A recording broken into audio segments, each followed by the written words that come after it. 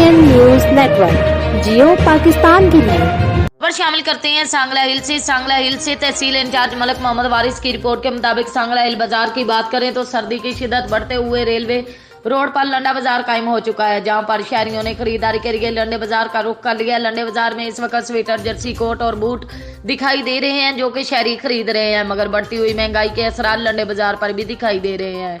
गुज़श्ता साल की निस्बत इस साल लंडा बाजार में रेट काफी ज्यादा दिखाई दे रहा है। लंडा बाजार में स्वेटर 300 से 400 रुपए, कोट 600 से 700 रुपए, जैकेट 1000 रुपए, जब तक पुराने जूते 1200 रुपए से ज्यादा तक फरोख्त किए जा रहे हैं। बढ़ती हुई कीमतों के हवाले से जब मेरी दुकानदारों से बात हुई तो उनका कहना था कि ये इजाफा खुद साख्ता नहीं बल्कि हुकूमत की जानिब से टैक्स लगाए जाने का नतीजा है, जिसका बोझ भी खरीदार पर है। शहरियों का कहना है कि हुकूमत लंडे बाजार पर शहरियों को सब्सिडी फराहम करें ताकि लंडा बाजार से खरीदारी मजदूर तबके के लिए मुमकिन हो सके।